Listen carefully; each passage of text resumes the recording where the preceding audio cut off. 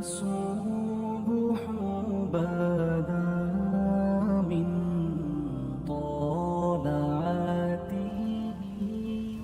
ہم مدینے کی گلی میں پھر دوبارہ چلتے ہیں. حضرت عمر رضی اللہ تعالیٰ عنہ کا دربار لگا ہے. ایک شخص کو پکڑ کر لوگ لے آتے ہیں کہ اس شخص نے ہمارے باپ کو قتل کر دیا. حضرت عمر رضی اللہ تعالیٰ عنہ نے پوچھا کیا ماجرا ہے بھائی؟ اس نے کہا جی واقعی میں ان کے باپ کا قاتل ہوں، لیکن میں نے قصداً قتل نہیں کیا. ہوا یہ کہ میں ایک مسافر ہوں، جا رہا تھا، راستے کے اندر سبز چراگاہ تھی، میرا اونٹ بھوکا تھا، اس چراگاہ میں داخل ہو گیا. اس کے بوڑھے باپ نے پتھر اٹھایا اور میرے اونٹ کو مارا، اس کی آنکھ نکل گئی. مجھے بڑا غصہ آیا، میں نے وہی پتھر اٹھا کر اس کے باپ کو دے مارا، لیکن وہ ایسے ٹکانے پہ لگا کہ اس کا باپ فوراً فوت ہو گیا. میرا قصد اور ارادہ نہیں تھا، لیکن بہرحال میں اس بات کا اقراری ہوں کہ میں نے اس کے باپ کو قتل کر دیا ہے. آپ جو حکم سنائیں میں اس کو قبول کروں گا، لیکن میں ایک مہلت مانگتا ہوں کہ میرے دوست، میرے بھائی کی کوئی رقم میرے ذمے ہے، میرے پاس اس نے امانت رکھی ہوئی ہے اور وہ مجھے پتا ہے کہ میں نے کہاں چھپا کے رکھی ہوئی ہے. اگر آپ فیصلہ کر دیتے اور میری گردن کاٹ دی جاتی ہے تو وہ امانت جو میں نے رکھی ہوئی ہے سنبھال کر کے میرے علاوہ کوئی جانتا بھی نہیں ہے، تو وہ اس تک کون پہنچائے گا؟ اگر آپ مجھے 3 دن کی مہلت دے دیں تو میں جا کر کے اس کی امانت اس کو واپس کر کے پھر واپس آؤں گا. پھر یہ پھندا پھانسی کا میں اپنے گلے میں ڈلوانے کے لیے تیار ہوں. حضرت عمر رضی اللہ تعالیٰ عنہ نے فرمایا کہ کوئی شخص تیری ضمانت دے دے تو ہم تجھے چھٹی دینے کے لیے تیار ہیں. اس نے دائیں بائیں دیکھا، پورے مدینے میں اس کا کوئی شناسہ ہی نہیں تھا، واقف ہی نہیں تھا، ایک اجنبی شخص تھا. حضرت ابو ذر غفاری کھڑے ہو گئے، کہا حضرت عمر میں اس کی ضمانت دیتا ہوں. ضمانت دے دی گئی، وہ چلا گیا. تیسرے دن وعدے کا جو وقت تھا، لوگ جمع ہو گئے، دربار لگ گئے، ابھی تک آنے والا نہیں آیا. لوگوں نے کہا ابو ذر تو نے غلطی کی ہے، ایک اجنبی کی ضمانت دی اور ابھی تک وہ نہیں آیا. اور میاں صاحب فرماتے ہیں ایک بار جو پھائیں اڑ جاندے اور پھر کدی نہ پھنس دینے. ظاہر ہے وہ چلا گیا، واپس تو نہیں پلٹ کے آئے گا، اسے پتا ہے کہ آگے سیدھی سیدھی میری موت ہے، تو تم نے یہ کیا غلطی کی؟ خیر آپ نے فرمایا کہ اگر وہ نہ آیا تو یہ پھانسی کا پھندا میرے گلے میں ڈال لینا، لیکن بہرحال میں نے اس کی ضمانت دی. کچھ عرصہ بیتا کہ دور سے گرد و غبار اڑتا ہوا دکھائی دیا. جب صورت واضح ہوئی تو وہی شخص تھا. حضرت عمر فاروق رضی اللہ تعالیٰ عنہ کے دربار میں کھڑا ہو کہنے لگا حضرت کسی وجہ سے تاخیر سے پہنچا ہوں، معذرت چاہتا ہوں، اب جو حکم ہے پورا کیجیے. حضرت عمر رضی اللہ تعالیٰ عنہ اس کے پھانسی کے احکامات جاری کر چکے تھے. آپ نے فرمایا کہ ابو ذر یہ بتا کہ تو نے اس کی ضمانت کیسے دی جب تو اسے جانتا نہیں تھا؟ تو سنو حضرت ابو ذر غفاری نے کیا کہا. کہا ایک اجنبی میرے محمد کے مدینے میں پناہ مانگ رہا تھا اور اس نے چاروں سمت دیکھا اور کوئی شخص نہیں تھا جو اس کو امان دیتا اور اس کی ضمانت دیتا، تو میں نے اس لیے ضمانت دے دی کہ نہ بھی آیا تو اپنی جان چلی جائے گی. کل کو یہ تو نہیں کہے گا کہ محمد کے مدینے میں کسی نے ضمانت مانگی تھی، پورے شہر میں کوئی ضمانت دینے والا نہیں تھا. اس کو کہا کہ انہوں نے تو ضمانت دے دی، میاں اب تو بتا کہ تو چلا گیا تھا، تجھے جانتا کوئی نہیں تھا، نہ پلٹ کے آتا تو تجھے کوئی پوچھنے والا نہیں تھا، تو تو نے یہ دوبارہ موت کے منہ میں کیوں اپنا سر رکھا ہے؟ تو اس نے کہا کہ میں نے کہا کہ ایک اجنبی کی ضمانت ایسے شخص نے دی ہے جو مجھے جانتا بھی نہیں ہے، اور اگر میں نہ گیا تو لوگ قیامت تک اجنبیوں پر بھروسہ نہیں کریں گے کہ اجنبی یوں سلوک کیا کرتے ہیں. تو حضرت عمر رضی اللہ تعالیٰ عنہ اس کے پھانسی کے احکام جاری کیے. تو جن کے باپ کو قتل کیا تھا وہ بیٹے کھڑے ہو گئے، کہنے لگے تاریخ کی کالک ہم اپنے منہ پہ ملیں گے، ہم بھی اپنے باپ کے قاتل کو معاف کر دیتے ہیں. یہ ہماری تاریخ ہے، یہ ہماری کہانی ہے. لیکن آج ہم کس جگہ پہ کھڑے ہیں اور کیا ہماری صورتحال ہے؟ نہ ہمارا کردار رہا اور نہ ہمارا کوئی تشخص رہا. آج ہم نے اپنا تشخص بھی مٹا کے رکھ دیا. ایک عورت ہے مسجد نبوی میں نماز پڑھنے جاتی ہے. یہ حضرت عمر کے دور خلافت کی کہانی ہے. تو ایک نوجوان راستہ روک کے کھڑا ہو جاتا۔ ایک دن اس عورت نے رک کر کے کہا کہ میں کتنے دنوں سے دیکھ رہی ہوں کہ تم میرے راستے میں مزاحم ہوتے ہو، کیا ماجرا ہے؟ اس نے کھل کے بات کی کہ میں تیرا چاہنے والا ہوں اور تجھے حاصل کرنا میری زندگی کی معراج ہے، اور تیرے لیے آسمان سے تارے بھی توڑنے پڑے تو گریز نہیں کروں گا۔ اس نے کہا اچھا، میری ایک شرط ہے۔ اس نے کہا بتاؤ، جلدی بتاؤ، لب کھولو، میں ابھی پوری کر دوں گا۔ کہا نہیں، چھوٹی سی بات ہے، 40 دن تک حضرت عمر کے پیچھے نمازیں پڑھ لو، اس کے بعد 40ویں دن کی آخری نماز کے بعد اسی وقت میں تمہارا انتظار کروں گی، پھر جدھر کہو گے چل پڑیں گے۔ کہا ٹھیک، یہ کون سی مشکل بات ہوئی 40 دن نمازیں پڑھنے سے؟ اگر تو مل جائے تو میرے لیے کون سا یہ مشکل معاملہ ہے۔ 40 دن حضرت عمر کے پیچھے نمازیں چلتی رہی، دل کی دنیا تبدیل ہوتی رہی۔ 40ویں دن کی آخری نماز کے بعد جب وہ نوجوان واپس پلٹنے لگا تو وہ لڑکی حسب وعدہ وہاں کھڑی تھی، لیکن اس نے دیکھا نہیں، یہ نظر جھکا کے گزر رہا ہے۔ اس نے کہا جانے والے توجہ کر، میں تیرے لیے کھڑی ہوں۔ کہا خیر سے کھڑی رہو۔ عمر نے دل کا تعلق رب سے جوڑ دیا۔ اگر میرے پیچھے ایک بندہ 40 سال نماز پڑھتا رہے اور اس میں تبدیلی پیدا نہ ہو تو پھر مجھے شرم آنی چاہیے کہ نہیں آنی چاہیے؟ یار یہ تو میں ایک امام کی بات سنائی ہے، آؤ تمہیں دلی کے ایک مانگت کی کہانی سناؤں۔ دلی کی جامعہ مسجد کی سیڑھیوں پہ ایک مانگنے والا بیٹھا ہوا ہے۔ ایک بہت بڑا انگریز افسر مسجد کی وزٹ کے لیے آیا، اس نے ہاتھ پھیلا دیا، اس نے اپنی جیب سے پرس نکال کر کے چند روپے اس کی جیب میں رکھے، دوبارہ جب پرس ڈالنے لگا تو پرس گر گیا۔ اس مانگنے والے نے وہ پرس اٹھا کے سنبھال لیا۔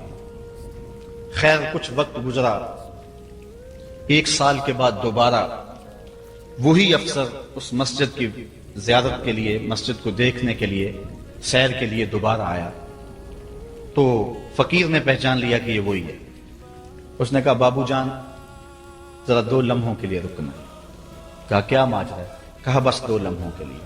دوڑ کے گیا، اپنی کٹیا سے وہ پرس نکال کے لے آیا اور اس کے ہاتھ میں کہا کہ پچھلے سال آپ آئے تھے، آپ کا یہ پرس گر گیا تھا آپ کی جیب سے، میں ڈھونڈتا رہا لیکن آپ نہیں مل پائے، میں نے سنبھال کے رکھا تھا کہ شاید دوبارہ کبھی ملیں تو میں ان کو دے دوں گا۔ اس کی آنکھیں پھٹی کی پھٹی رہ گئی۔ اس نے کہا جو ٹگا ٹگا مانگ رہا ہے، اتنا قیمتی پرس اور اس میں اتنی رقم، وہ آسودہ زندگی گزار سکتا تھا، تو یہ پرس واپس کیوں کر رہا ہے؟ اس نے کہا مانگنے کی بات اور ہے لیکن یہاں ماجرا اور ہے۔ اس نے کہا کیا ماجرا ہے؟ اس نے کہا کہ اگر تیرا پرس میں سنبھال لیتا، رکھ لیتا، کام آ جاتا، 4 دن کی زندگی عیش سے گزر جاتی، لیکن مسئلہ یہ نہیں ہے، مسئلہ یہ ہے تو عیسائی ہے اور میں حضور کا غلام ہوں۔ کل قیامت کے دن اگر تیرے نبی حضرت عیسیٰ نے میرے نبی کے سامنے شکایت لگا دی کہ آپ کے امتی نے میرے امتی کا پرس چرایا تھا، تو پھر میرے نبی کو تیرے نبی کے سامنے شرمندگی اٹھانی پڑے گی۔ تو میں مانگت ضرور ہوں، بے غیرت نہیں ہوں کہ اپنے نبی کو تیرے نبی کے سامنے شرمندہ کروں۔ یہ تو مانگتوں کی کہانی ہے، آج تو بادشاہ لوٹ رہے ہیں، آج تو پیٹ بھاری نہیں رہے ہیں اور ہم کہتے ہیں ٹکڑے ٹکڑے کر دیں گے، یہ زبانی دعوے ہیں، جمع خرچ ہیں۔ ایسا نہیں ہوگا، آؤ اپنے اندر تبدیلی پیدا کریں۔ ہم اپنی ماضی کی تاریخ پڑھتے ہیں تو حیرت زدہ ہو جاتے ہیں، لوگوں میں کتنی اخلاقی بلندی تھی، آج ہمارے اخلاق لٹ گئے ہیں، آج ہمارا کردار نہیں رہا، اپنے طرز زندگی بھی بدل دی، نہ ہماری باطن کی وہ روشنی رہی، نہ ظاہری وہ صورت رہی کہ ہم پہچانے جائیں کہ حضور کے غلام ہیں، بلکہ آج بھانت بھانت کی بولیاں بول رہے ہیں۔ اقبال نے کیا کہا تھا، اپنی ملت پر قیاس اقوام مغرب سے نہ کر، خاص ہے ترکیب میں تجھے قوم رسول ہاشم۔ بلکہ آج فیشن کے طور پہ یہ کہا جاتا ہے جی آج کل دین پہ چلنا بڑا مشکل ہے، یہ آپ بھی سنتے ہوں گے، لوگ کہتے ہیں جی آج کل دین پہ چلنا بڑا مشکل ہے۔ یہ کون کہہ رہا ہے؟ جو مسجد میں آتا ہے تو موسم کے مطابق گرم اور سرد پانی دستیاب ہے، اس کے لیے ماحول ہے، اس کے لیے خوبصورت قالین بچھے ہوئے ہیں، مخملی مسلے رکھے ہوئے ہیں، جو نرم اور گداز مسلوں پہ پیشانی رکھ کر کے سجدہ کرتا ہے، وہ بطور فیشن کہہ رہا ہے جی آج کل دین پہ چلنا بڑا مشکل ہے۔ میں اس کے جواب میں کہا کرتا ہوں میاں تیرے لیے مشکل ہے یا کربلا والے حسین کے لیے مشکل تھا؟ انہوں نے تو نہیں کہا کہ دین پہ چلنا مشکل ہے، تیرے لیے مشکل ہے دین پہ چلنا، یہ حضرت بلال حبشی کے لیے مشکل تھی، جنہوں نے تپتی ہوئی ریت پہ سجدے کیے، گلے میں رسا ڈال کر کے گھسیٹا گیا، اور انہیں پاؤں میں زنجیریں ڈال کر کے مکے میں کھینچا گیا، ہاتھوں اور پاؤں میں میخیں ٹھونک دی گئی، چکی پسرائی گئی، لیکن بلال ہیں کہ آگے مسکرا رہے۔ کسی نے گزرتے ہوئے کہا بلال عجیب تماشا ہے، عجیب کہانی ہے کہ وہ تمہیں مار رہے ہیں اور تم آگے سے مسکرا رہے ہو۔ تو سنو حضرت بلال نے کیا جواب دیا۔ حضرت بلال فرمانے لگے میاں تم جاؤ نا بازار میں مٹی کا برتن بھی خریدنے، تو اس کو بھی ٹھونک بجا کے دیکھتے ہو کہیں کچا تو نہیں ہے، اس کی آواز تو خراب نہیں ہے۔ کہا تم تو مٹی کا پیالہ بھی خریدو تو ٹھونک بجا کے دیکھتے ہو کہیں کچا تو نہیں ہے، میرا مالک مجھے خرید رہا ہے، دیکھ رہا ہے بلال کہیں کچا تو نہیں ہے۔ میں کہتا ہوں مالک کھال ادڑ بھی جائے گی، حق حق کی آوازیں ختم نہیں ہوں گی۔ زخم پہ زخم کھا کے جی خون جگر کے گھونٹ پی، آہ نہ کر لبوں کو سی یہ عشق ہے دل لگی تھی۔ تو یہ ایک دین گریزی ہے، یہ عمل گریزی ہے۔ جی آج کل بڑا مشکل ہے، پہلی بات ہے مشکل ہو بھی تو ہمارے پاس کوئی دوسرا آپشن موجود نہیں ہے۔ ہم ان لوگوں کی کہانیاں بھول سکتے ہیں کہ جنہوں نے اس دین کے راستے کے اندر دکھ بھی سہے، ان کو ٹکڑے بھی کر دیا گیا، ان کو 2 اونٹوں کی پچھلی ٹانگوں سے باندھ کر کے 2 ٹکڑوں میں بانٹ بھی دیا گیا، لوہے کی کنگھیوں سے بدن چھیدے بھی گئے، ہڈیاں توڑی بھی گئیں، آگ میں ڈالا بھی گیا، جلتے اور کھولتے تیل میں پھینکا گیا، لیکن انہوں نے رب کا نام نہیں چھوڑا، رسول کا نعرہ نہیں چھوڑا۔ اور آج ہم کہتے ہیں جی بڑا مشکل ہے آج کل دین پہ چلنا، اور یہ مولویوں نے مشکل بنائی ہوئی ہے، یار دین اتنا بھی مشکل نہیں ہے، یہ کوئی بات نہیں ہے۔ ہم سر سے لے کر پاؤں تک اسلام میں داخل ہوں، یہ ہمارے رب کا ہم سے یہ تقاضا ہے، یا ایھا الذین آمنوا ادخلوا فی السلم کافہ، اے ایمان والو دین میں پورے داخل ہو جاؤ، پورے داخل ہو جاؤ۔ تمہاری وضاحت، انداز زندگی، طرز معاشرت یہ بتائے کہ تم حضور کے غلام۔ جو غیروں کے طرز زندگی کو اپنا رہا ہے اور ان کو جو ہے وہ پسند کر رہا ہے، وہ سوچے اپنے اندر اترے اور مت کسی کے دھوکے میں رہے۔ میں کہتا ہوں آج اگر کوئی یہ میٹرک پڑھے لڑکے بھی یہ سکول کھول لیتے ہیں گلی میں محلے میں، 200 بچے لے کر کے بیٹھ جاتے ہیں اور ان کو بھی ایک باقاعدہ یونیفارم دیتے ہیں، اس طرح کی ٹائی ہوگی، اس طرح کی شرٹ ہوگی، اس طرح کے بوٹ ہوں گے، گرمیوں میں اس طرح کا لباس ہوگا، سردیوں میں اس طرح کا لباس ہوگا۔ کبھی کسی نے نہیں کہا کہ یہ کیا قدغن لگاتے ہو؟ جس طرح کا بچہ لباس پہننا چاہے اس کو آزادی ہونی چاہیے، یہ کیا تم نے ایک خاص لباس متعین کر دی ہے؟ کہتے ہیں جی ان کا نظام ہے نا، ایک سکول ہے اور یونیفارم ہے اس کا۔ یار ایک پرائمری سکول کا بھی یونیفارم ہوتا ہے، تو کیا محمد عربی کے دین کا کوئی یونیفارم نہیں ہے؟ حضور علیہ الصلوۃ والسلام کی زندگی، حضور علیہ الصلوۃ والسلام کے شب و روز اور حضور علیہ الصلوۃ والسلام کا انداز معاشرت، حضور کی وضاحت، حضور کا لباس، یہ اپناؤ اور یہی زندگی کا حسن ہے۔ اسلام کے حوالے سے معذرت خواہانہ رویہ ترک کر دینا چاہیے ہمیں۔ اور آج ہمارے جو ہے وہ محراب و منبر کے جو وارثین ہیں انہوں نے بھی مسالت کر لی ہوئی ہے، جو کوئی بات نہیں ہے۔ اسلام صرف زبان سے اسلام کہہ دینے کا نام نہیں ہے۔ چمی گوہم مسلمانم بلرزم کہ دانم مشکلات لا الہ۔ جب میں کہتا ہوں میں مسلمان ہوں تو کانپ جاتا ہوں، اس لیے کہ لا الہ الا اللہ کے تقاضوں کو سمجھتا ہوں۔ جب بیعت عقبہ ثانیہ ہوئی ہے تو حضرت اسد بن زرارہ کھڑے ہو گئے، جب صحابہ حضور سے بیعت کرنے لگے اور 70 تعداد تھی ان کی، تو حضرت اسد بن زرارہ خزرجی کھڑے ہو گئے اور ان کو کہا کہ اے انصار، ان سے بیعت کرنے سے قبل سوچ لو، یوں ہی بے توجہی میں ہاتھ نہ بڑھا دینا، بے خبری میں یوں ہی ایسے ہی ہاتھ نہ بڑھا دینا، پہلے سوچ لو۔ بیعت کرنے کا مقصد یہ ہے تمہیں جو ہے وہ وقت کے جبر کے ساتھ پورے عرب کے ساتھ ٹکر لینا ہوگی، جو بھی کفر کے نظام کا حصہ ہے تم اس کے ساتھ ٹکراؤ کرنا ہوگا، اور حتیٰ کہ تمہاری کھال بھی ادھیڑ دی جائے گی، سخت تلواروں سے تمہارے کلیجے چبائے جائیں گے۔ اگر تم اس کے لیے تیار ہو تو پھر آؤ بیعت کرو۔ یہ نہیں ہے کہ بس تم کہہ لو کہ ہم مسلمان اور بس کافی ہے، نہیں۔ چمی گوئے مسلمانم بلرزم کہ دانم مشکلات لا الہ۔ آج ہمیں اس سمت بھی آنے کی ضرورت ہے، اس انداز سے دیکھنے کی ضرورت ہے کہ ہم سر سے لے کر پاؤں تک اسلام کے سانچے میں آئے۔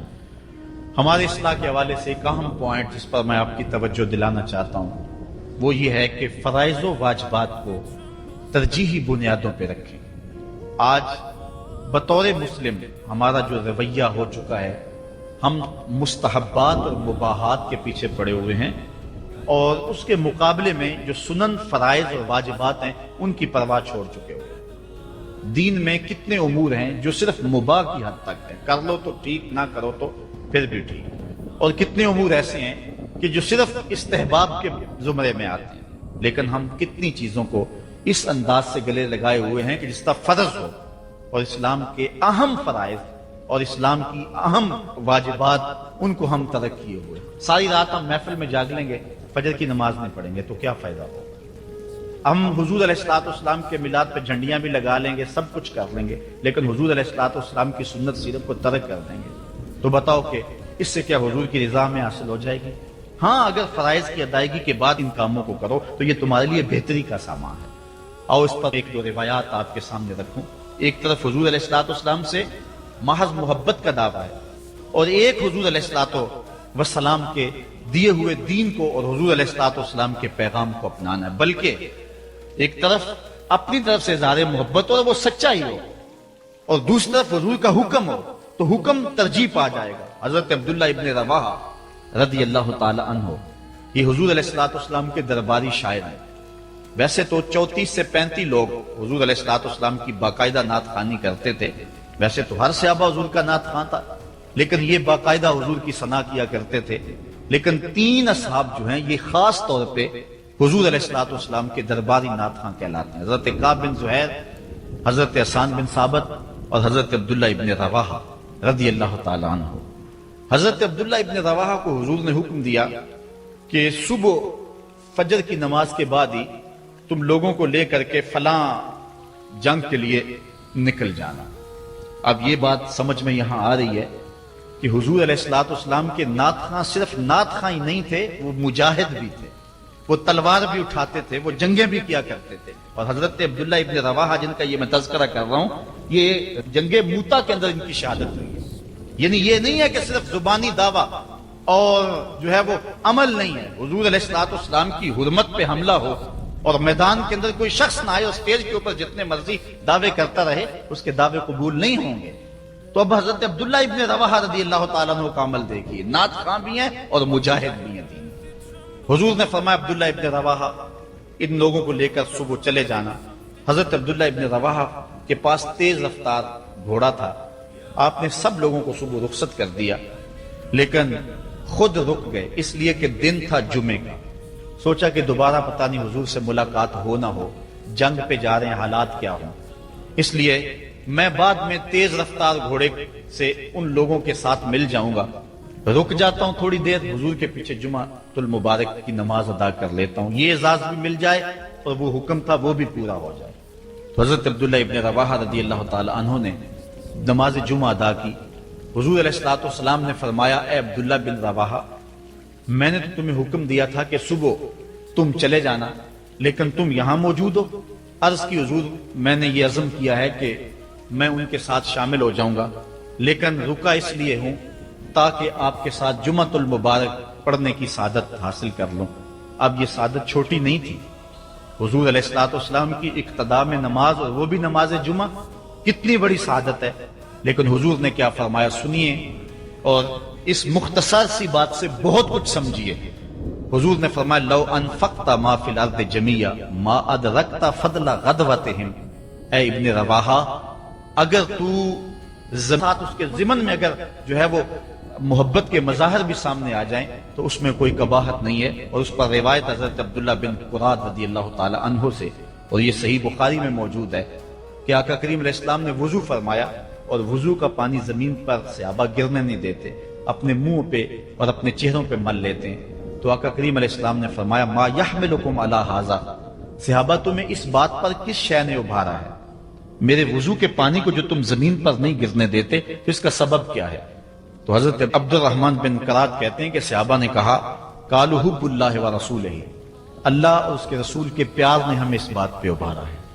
تو حضور علیہ الصلوۃ والسلام نے جو ارشاد فرمایا, اس عمل سے نفی نہیں کی, لیکن ساتھ حضور نے فرمایا, جو چاہتا ہے اللہ اور اس کا رسول اس سے پیار کرے, اور وہ اللہ اور اس کے رسول سے پیار کرے, اسے 3 چیزوں کا خیال رکھنا چاہیے.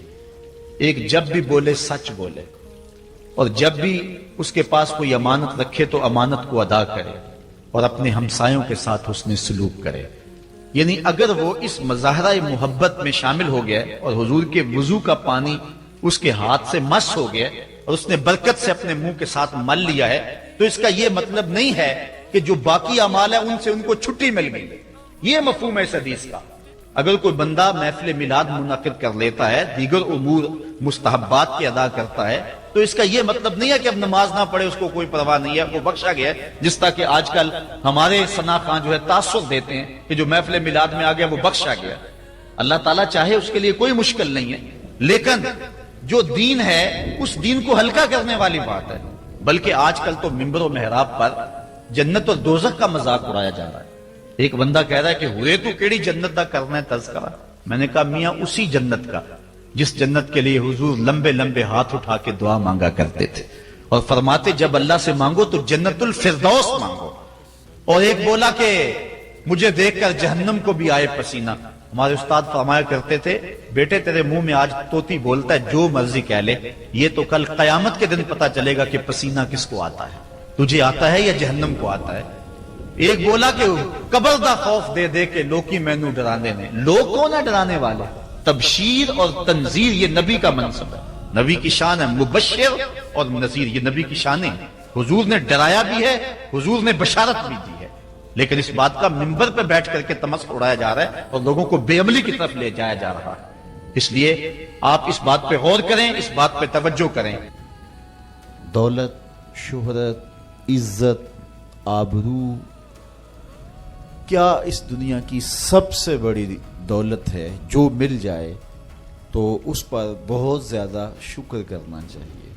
تو آئیے قرآن کھولیے، سورہ المومنون ہے، ارشاد فرمایا قد افلح المؤمنون، فلاح انہوں نے پائی جنہیں ایمان نصیب ہوا۔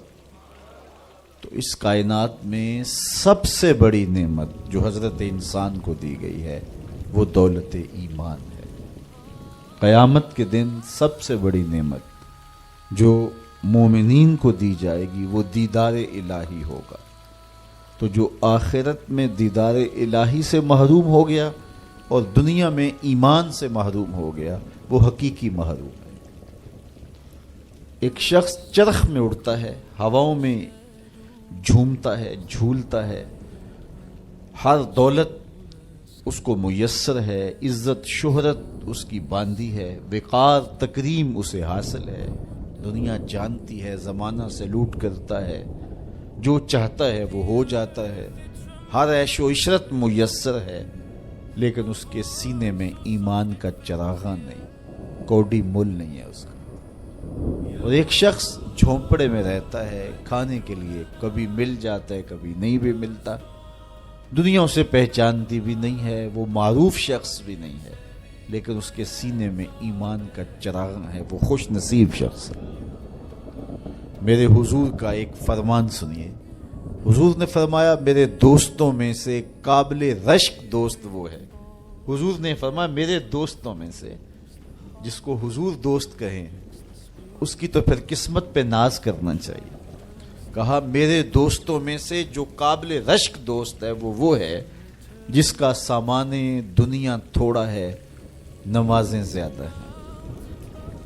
جب وہ چلتا ہے تو اس کی طرف اشارہ بھی نہیں ہوتا، یہ فلاں صاحب جا رہے ہیں، کوئی ایسا معروف شخص نہیں، کوئی بہت عہدہ ساتھ نہیں لگا ہوا کہ جب چلے تو لوگ کہیں یہ فلاں جا رہے ہیں۔ اللہ اکبر۔ پھر میرے حضور نے فرمایا کہ ثم نقد بیدہ، حضور نے ہاتھ سے چٹکی بجائی، ثم نقد بیدہ، ہاتھ سے چٹکی بجائی، اور پھر فرمایا اس کو موت بھی ایسے ہی آئی، اس کو موت بھی ایسے ہی آئی۔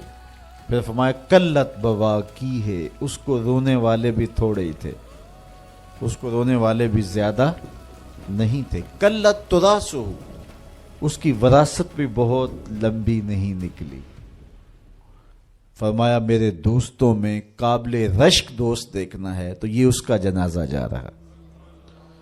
تو ہماری سب سے بڑی دولت ایمان کی دولت ہے، نمازوں کی دولت ہے، شرافت کی دولت ہے۔ یہ دولتیں ہمیں جمع کرنی چاہیے۔ سویر سے لے کر شام تک دونوں ہاتھوں سے ہم امیر بننے کی دوڑ میں لگے ہوئے ہیں، کوشش کر رہے ہیں دولت جمع ہو جائے، دونوں ہاتھوں سے اکٹھی کر رہے ہیں، امیر بن جائیں، دولت مند بن جائیں۔ خیال ہے کہ اگر دولت بہت ساری ہوگی تو سکون ملے گا، جب مل جاتی ہے دولت تو پھر سکون نہیں ملتا، کہتے کچھ اور حاصل ہو تو سکون ملے گا، ساری زندگی اس دوڑ میں گزر جاتی۔ جس طرح دنیا کی دولت جمع کرنے کے لیے دوڑ لگاتے ہو، شرافتیں جمع کرنے کے لیے دوڑ لگاؤ، نجابتیں حاصل کرنے کے لیے دوڑ لگاؤ، سجدوں کی کثرت حاصل کرنے کے لیے دوڑ لگاؤ، صالح اعمال جمع کرنے کے لیے دوڑ لگاؤ، خوش نصیبی ہے، ہاں اپنے بچوں کے لیے کاروبار بھی کرو، رزق بھی کماؤ، دولت ضرورت کی تمہیں ہونی چاہیے تمہارے پاس، لیکن فرض کرو اگر نہیں بھی ہے تو اتنی بھی ٹینشن لینے کی ضرورت نہیں ہے، جو میسر ہے اس پہ راضی رہو۔ نہیں 4 کنال کا بنگلہ تو 1 کنال کا گھر جو ہے وہ بھی سکون دیتا ہے، کنال کا گھر بھی نہیں ہے تو 5 مرلے کا کٹیا بھی تو چھت تو اپنی ہے نا، سکون دیتا ہے۔ چلو ایسا بھی نہیں ہے تو 1.5-2 مرلے میں بھی رہتے ہو تو وہاں بھی تو قرار ہے۔ اور سنو حضور کا ایک فرمان، سیدنا علی المرتضیٰ سے مروی ہے، میرے حضور نے فرمایا جو اللہ کے دیے گئے تھوڑے رزق پہ راضی ہو گیا، اللہ قیامت کے دن اس کے تھوڑے عملوں پہ راضی ہو جائے گا کہ میرے بندے تو بندہ ہو کے راضی ہے، میں تو پھر رب ہوں۔ تو یہ کتنا اچھا سودا ہے، اس پہ راضی ہو جانا۔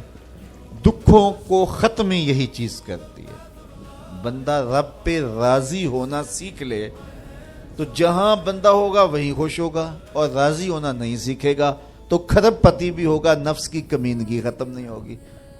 تو پھر اس پہ راضی رہنے کا فن سیکھنا چاہیے، اور یہ فن ملتا کہاں سے ہے؟ یہ فقیروں کی چوکھٹ سے ملتا ہے، اللہ والوں کی صحبت سے ملتا ہے، ان کی اپنی زندگی توکل کا نمونہ ہوتی ہے، تو ان کے پاس بیٹھ کر کے بہت کچھ سیکھنے کو ملتا ہے کہ یہ بھی تو زندگی گزار رہے ہیں۔ حضور کی سیرت پڑھیں، آپ کو یہ سب کچھ ملے گا۔ اللہ نے اپنے محبوب کو اختیار دیا، محبوب اگر چاہو تو یہ بطحا مکہ سونے اور چاندی کا بنا دیں۔ تو حضور کیا کہتے ہیں؟ ایک دن کھانا دینا، ایک دن فاقہ دینا۔ جس دن کھانا ملے گا تیرا شکر کروں گا، جس دن فاقہ ملے گا صبر کروں گا۔ تو اللہ کے حضور عجز، اللہ کے حضور رضا، یہ بہت بڑی دولت ہے۔ اگر نصیب ہو گئی تو سمجھو زندگی سوکھی ہو گئی، ورنہ ساری زندگی دھوڑی ختم نہیں ہوتی ہے، بھاگم بھاگ لگی رہتی ہے، اور ہر وقت جو ہے وہ مشکل جان نہیں چھوڑتی۔ لیکن جو اس پہ راضی رہنے کا فن سیکھ جاتا ہے تو وہی باکمال شخص ہوتا ہے، اور اسے ہی طمانیت کی زندگی ملتی ہے، اور اسے ہی قرار کا سودا نصیب ہوتا ہے۔ شاہ جہاں راوی کے کنارے ٹہل رہا تھا تو اس نے دیکھا کہ وہاں ایک فقیر ریت پہ سویا ہے، تو اس نے اس کو کہا کہ بابا زندگی کیسی گزر رہی ہے؟ اس نے دیکھا اور مسکراتے ہوئے کہا کچھ تو تیرے جیسی گزر رہی ہے، کچھ تیرے سے بہتر بھی گزر رہی ہے۔ تو بادشاہ کو بڑی حیرت ہوئی، اس نے سمجھا یہ مجھے پہچانا نہیں، فقیر کو کیا پتا ہے شہنشاہ کیا ہوتے ہیں۔ اس نے کہا تم مجھے پہچانا نہیں؟ کہا تم شاہ جہاں ہو نا، بر صغیر کے بادشاہ ہی ہو نا؟ کہا ہاں ہاں، تو پھر تم نے کیسے کہہ دیا کہ کچھ تیرے جیسی کچھ تیرے سے بہتر؟ میرے جیسی زندگی کا تصور نہیں ہو سکتا، اور تم بہتر کی بات کر رہے ہو۔ محلات کی زندگی دیکھی ہے تم نے؟ شاہی خدمت گزاروں کے رنگ دیکھے ہیں؟ آبنوسی جو ہے وہ پنکھیوں پر خادماؤں کے انداز دیکھے ہیں؟ تمہیں کیا پتا کہ شاہی زندگی کیسے ہوتی ہے؟ کہا بادشاہ جب رات پڑتی ہے اور تو مخملی اور خوبصورت بستروں پہ سوتا ہے، پھولوں کی لگی ہوئی سیج پہ لیٹتا ہے، میں اس ریت پہ سو جاتا ہوں، اور جب نیند آ جاتی ہے تمہیں بھی خبر نہیں ہوتی کہاں پڑا ہوں، خبر مجھے بھی نہیں ہوتی۔ اس وقت میری اور تمہاری زندگی ایک جیسی گزر رہی ہوتی ہے۔ تو کہا میرے سے بہتر؟ کہا جب سحری کا وقت ہوتا ہے تم سو رہے ہوتے ہو، میں اٹھ کے اس سے لو لگا دیتا ہوں، یہ میرا وقت تیرے سے بہتر گزر رہا ہوتا ہے۔ تو جب انسان اس پہ راضی ہو جائے تو پھر اس کو زندگی گزارنے کا مزہ آتا ہے۔ بات لمبی نہ ہو تو سب سے قیمتی اثاثہ جو ہمیں دیا گیا ہے وہ ایمان ہے۔ اللہ تعالیٰ کا شکر ہے، ہم بڑے غریب ہوں گے، ہم میں سے بہت سارے لوگ مقروض بھی ہوں گے، بہت سارے لوگ ایسے ہوں گے جن کا ذاتی گھر نہیں ہوگا، کرائے پہ رہتے ہوں گے، بہت سارے لوگوں کے کندھوں پر بیٹیوں کی شادیوں کا بوجھ بھی پڑا ہوگا کہ اتنی بڑی ذمہ داریاں ہیں، میں نے ان کو نبھانا ہے، بہت سارے لوگ کاروباری پیچیدگیوں میں پھنسے ہوں گے، بہت سارے لوگ بیماریوں میں مبتلا ہوں گے، آپ میں سے بہت سارے لوگ مقدمات کی مشکلات میں بھی ہوں گے، دیگر دکھوں میں ہوں گے، اپنوں بیگانوں کی بے وفائیوں کے صدمے بھی ہوں گے، داغ بھی ہوں گے، بہت کچھ ہوگا، لیکن یہ ساری پریشانیاں ایک طرف، اس بات کا شکر ادا کیجئے اللہ نے ہمیں ایمان کا نور عطا فرمایا، ہمارے سینے ایمان کے نور سے خالی نہیں ہیں۔ میرے والد گرامی اللہ ان کی قبر پہ کروڑوں رحمتوں کا نزول کرے، ایک شعر جھوم کے پڑھا کرتے تھے، محمد جان جانا ہے، پیغمبر ہو تو ایسا ہو، رسولوں کی بشارت سے مبشر ہو تو ایسا ہو، امر توقیر کا سب کو موکر ہو تو ایسا ہو، کیا ہم کو غلام ان کا مقدر ہو تو ایسا ہو۔ تو یہ ہمارے بخت کہ ہمیں حضور کا غلام ہونے کی سعادت بخشی گئی۔ قد افلح المؤمنون، فلاح انہوں نے پائی جو اہل ایمان ہیں۔ الذین هم فی صلاتہم خاشعون، یہ وہ خوش نصیب لوگ ہیں جو نماز میں خشوع کرتے ہیں، گڑ گڑاتے ہیں، اللہ کے حضور عاجزی کرتے ہیں، ان کی آنکھیں آنسوؤں کا خراج دیتی، عجز کرتے ہیں اس کے حضور۔ یہ سعادت مندی ہے، نماز میں خشوع نصیب ہو جانا۔ میرے حضور نے ارشاد فرمایا، جب حضرت جبریل حضور کے پاس آئے اور حضور کی خدمت میں ادب سے بیٹھ گئے تو انہوں نے کچھ سوال پوچھے، تو ان سوالوں میں سے ایک سوال یہ تھا کہ حضور مجھے احسان کے بارے میں خبر دیجیے۔ تو آقا کریم نے ارشاد فرمایا کہ تو اپنے رب کی عبادت اس طرح کرے کہ تو اسے دیکھتا ہے، اور اگر یہ کیفیت پیدا نہیں ہوتی تو کم از کم یہ کیفیت پیدا ہو کہ وہ تمہیں دیکھ رہا ہے۔ تو جب یہ تصور ہوتا ہے کہ وہ ہمیں دیکھ رہا ہے تو پھر حرکات و سکانات مرتب ہو جاتے ہیں۔ ہم جاتے ہیں نا کسی جگہ پہ تو وہ کہتے ہیں جناب آپ لائیو جا رہے ہیں، تو پھر کپڑے سوار کے بیٹھ جاتے ہیں، اعضاء کا جو ہے وہ نظم قائم رکھتے ہیں کہ اتنے لوگ دیکھ رہے ہیں تو ہم اپنی حرکات و سکانات کو مرتب رکھیں، منظم رکھیں۔ تو جب لوگ دیکھ رہے ہیں تو حرکتیں منظم ہونی چاہیے، تو جب رب دیکھ رہا ہو تو پھر دل کی دھڑکن بھی بے ترتیب نہ ہونے پائے، پھر وسواس، خیالات، کیا کچھ جو انسان کی زندگی کو برباد کرتے ہیں ان سے کنارہ کشی ہو، اور اس تصور میں ڈوب جائے کہ میرا رب مجھے دیکھ رہا ہے۔ یار کسی کی ماں اس کو پیار سے دیکھ رہی ہو تو پھر وہ نشہ نہیں اترتا، باپ دیکھ رہا ہو پیار سے تو وہ اپنا رنگ ہوتا ہے، استاد شفقت سے دیکھ رہا ہو، مرشد دیکھ رہا ہو کسی کو تو پھر وہ نشہ نہیں جاتا، تو کیا تصور میں بندہ ڈوب جائے کہ میرا رب مجھے دیکھ رہا ہے۔ تو جب رب شفقت سے، محبت سے بندے کو دیکھ رہا ہے تو پھر اس کی نماز میں کیوں لذت پیدا نہیں ہوگی، کیوں سرور پیدا نہیں ہوگا، کیوں کیفیات کا جہاں آباد نہیں ہوگا۔ تو فرمایا کہ وہ پھر خشوع کرتے ہیں، گڑ گڑاتے ہیں، روتے ہیں، عجز و انکساری کرتے ہیں، ان کی نمازیں پھر کس انہماک کے ساتھ، کس محبت کے ساتھ، کس پیار کے ساتھ ادا ہوتی ہیں، ان کے سجدوں کی کیفیت کیا ہوتی ہے۔ ایک روایت میں آتا ہے بندے کو پتہ چل جائے سجدے میں جو اس پر رحمتیں اترتی ہیں تو وہ سجدے سے سر ہی نہ اٹھائے، اتنی رحمتیں اس کے اوپر نازل ہو رہی ہوتی ہیں۔ تو وہ اپنی نمازوں میں خشوع کرتے ہیں، للہیت کے ساتھ، خلوص کے ساتھ، عجز و انکساری کے ساتھ، گڑ گڑاتے ہوئے، روتے ہوئے۔ اللہ اکبر۔ حضور علیہ الصلوۃ والسلام جب نماز پڑھتے تھے تو ایسے لگتا تھا جس طرح حضور کے سینے میں ہنڈیا پک رہی ہے، اس طرح حضور علیہ الصلوۃ والسلام کا جو سینہ اطہر خوف خدا سے، خشیت الہی سے جو ہے وہ اس طرح حضور کے سینے کی کیفیت تھی، ہنڈیا کے ابلنے کی جس طرح آواز ہوتی ہے۔ اللہ اکبر۔ والذین هم عن اللغو معرضون، اور ان خوش نصیب لوگوں کی کہانی یہ ہے کہ بیہودہ بات کی طرف التفات نہیں کرتے، ان کی زندگی مقصدیت کے نور سے مالا مال ہوتی ہے۔ یہ بات کی، ادھر کی اڑا دی، چائے والے کھوکھے پہ بیٹھے 3 گھنٹے گزار دیے، حمام پہ بیٹھے 2 گھنٹے گزار دیے، فضولیات پہ بحث کرتے رہے، ان کی زندگی اتنی فضول ہوتی ہے کہ وہ بےہودہ کاموں پہ وقت لگا دیں. وقت تو سب سے قیمتی اثاثہ ہے. قیمتی اثاثہ، سب سے قیمتی کمائی. انسان یوں تو نہیں اڑاتا. تو سب سے قیمتی اثاثہ جو ہمیں دیا گیا وہ وقت. امام شافعی فرماتے ہیں میں نے فقیروں سے 2 باتیں ایسی سیکھی ہیں جنہوں نے مجھے بڑا نفع دیا ہے. چونکہ جو اہل اللہ کی باتیں ہوتی ہیں وہ باتوں کی امام ہوتی ہیں، چونکہ ان کے مشاہدات کا نچوڑ ہوتا ہے. حضرت امام احمد بن حنبل حضرت بشر حافی کے پیچھے دوڑتے تھے تو کسی نے ان کو کہا کہ آپ اتنے بڑے عالم ہیں تو اس فقیر سے کیا تلاش کرتے ہیں؟ تو امام احمد بن حنبل فرمانے لگے کہ احمد بن حنبل جس رب کو مانتا ہے بشر حافی اس رب کو جانتا بھی ہے.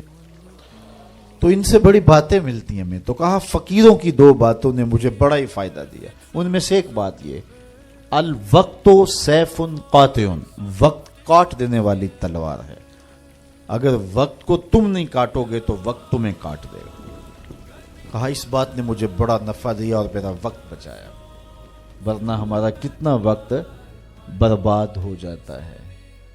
کس نے کتنے سکور کیے جی، کس نے کتنے جو ہے وہ آؤٹ کیے، اور کون کس میچ میں کتنے جو ہے اس نے سکور بنائے، اس پہ میں نے دیکھا 2-2 گھنٹے لوگ بات کر لیتے ہیں. اتنا وقت لوگوں کے پاس ہوتا ہے. مقصد کیا ہے اس کا، مدعا کیا ہے؟ ٹیلی ویژن پہ ٹاک شوز چل رہے ہوتے ہیں ایسے موضوعات پہ. تو حیرت ہوتی ہے کہ اتنا قیمتی وقت اور ہم بحثیت قوم کھڑے کہاں اس وقت دنیا میں، اور ہمارے پاس اتنا زائد وقت ہے کہ ہم کن امور پہ بحث کر رہے ہیں. کوئی بندہ باہر سے آیا نا تو اس نے دیکھا کہ پھاٹک بند ہے اور لوگ سائیکل سر پہ اٹھا کے اور موٹر سائیکل بھی جو ہے وہ کسی طرح سے گھسیٹ کے جو ہے وہ ریلوے لائن عبور کر رہے ہیں. تو وہ بڑا متاثر ہوا کہ اتنی ذمہ دار قوم ہے کہ جو گاڑی کے آنے کا انتظار بھی نہیں کرتی اور ان کو اپنے مقصد پر جانے کے لیے، کام پر جانے کے لیے اس قدر ان کو جلدی ہے کہ یہ سائیکل بھی سڑک پہ اٹھا کے سڑک عبور کر رہے ہیں. تو خیر جب پھاٹک کھلا تو وہ گیا تو دیکھا آگے بندریا کا تماشا لگا تھا، 600 آدمی وہاں کھڑا تھا. اس نے کہا اچھا اس کی جلدی تھی سب کو. تو ہمارا تو کتنا وقت بندریا کے تماشے کو دیکھتے ہوئے گزر جاتا ہے، جب ہم بحثیت قوم دنیا میں کہاں کھڑے ہیں. تو ہمیں تو اپنے ایک ایک لمحے کی قدر کرنی چاہیے. کاروباری لوگوں کو بھی آگے بڑھنا چاہیے، علماء کو بھی اپنے وقت کی قدر کرنی چاہیے، عوام کو بھی کرنی چاہیے. ہمارے علماء کا بھی حال ایسے ہی ہے. ایسے ایسے موضوعات پہ گفتگو کرتے ہیں جو نہ قوم کی ضرورت ہوتی ہے اور نہ ان کی ضرورت ہوتی ہے، لیکن بس وقت ہے کہ ان کے پاس اتنا ہے کہ 3-3 گھنٹے ایسے ایسے موضوعات پہ بات کر جاتے ہیں کہ جس کی قوم کو کس طرح سے ضرورت بھی نہیں ہوتی ہے. تو ہم اپنے وقت کو ضائع کرتے ہیں جو سب سے قیمتی اثاثہ ہے ہمارے پاس. حضرت امام ابو بکر بن داسا کہتے ہیں میں امام ابو داود سے ملا، یہ جنہوں نے سنن ابی داؤد لکھی ہے. تو کہتے ہیں کہ وہ فرمانے لگے کہ مجھے اللہ کے رسول صلی اللہ علیہ وآلہ وسلم کی 6 لاکھ حدیثیں زبانی یاد ہیں. ان 6 لاکھ احادیث رسول کا میں نے خلاصہ تیار کیا تو میرے پاس رہ گئیں 4000 حدیثیں. پھر میں نے زہد، مناقب، فضائل، قصص اور پچھلی امتوں کے تذکروں پر مشتمل حدیثوں کو الگ کر دیا. جن احادیث سے صرف مسائل شرعیہ کا استنباط و استخراج کیا جا سکتا تھا میں نے ان کو الگ کیا تو میرے پاس رہ گئیں 800 حدیثیں. ان 800 احادیث سے ہی پورے دین کو سمجھا جا سکتا ہے. جس طرح کہ قرآن مجید کی آیات میں سے 500 آیات ایسی ہیں جن سے احکام شرعیہ ثابت ہوتے ہیں. باقی کچھ پچھلی امتوں کے تذکرے ہیں، کچھ تنذیر ہے، جہنم سے ڈرایا گیا ہے، تحذیر ہے، اور کچھ تبشیر ہے، جنت کا بتایا گیا ہے، اس کے نقشے بیان کیے گئے ہیں. پچھلی قوموں پر آنے والے عذاب، ان کے اسباب بیان کیے گئے ہیں، اور بہت ساری چیزیں بیان کی گئی. لیکن جن سے احکام ثابت ہوتے ہیں ان کی تعداد ان آیات کی، آیات الاحکام جو ہیں ان کی تعداد 500 ہے۔ اسی طرح لاکھوں احادیث کا خلاصہ جو تیار کیا، تو جن احادیث سے احکام کا ثبوت ہوتا ہے اور مسائل شرعیہ کا استنباط و استخراج کیا جاتا ہے، ان کی تعداد ہے 800۔ تو حضرت امام ابو داؤد کہتے ہیں میں ان 800 احادیث کا ایک اور خلاصہ تیار کیا، تو میرے پاس رہ گئیں 4 حدیث سے، اور ان 4 حدیثوں کے بارے وہ فرماتے ہیں اساس الاسلام ہیں، اسلام کی جڑ ہیں، اسلام کی بنیاد ہیں۔ ان میں سے ایک حدیث یہ ہے، من حسن اسلام المرء ترکہ ما لا یعنی ہے، کسی شخص کے اسلام کا حسن یہ ہے کہ وہ ہر بے مقصد کام کو چھوڑ دیتا ہے، ترک کر دیتا ہے۔ سيدنا ومولانا محمد اللهم صل على سيدنا ومولانا محمد اللہ کے شیر ہے در کرار پر درود اللہ کے شیر ہے در کرار پر درود اللہ کے شیر ہے در کرار پر درود حضرت حسن حسین کے کردار پر درود اللہم صلی علی سیدنا و مولانا وسلم زینب کی بارگاہ میں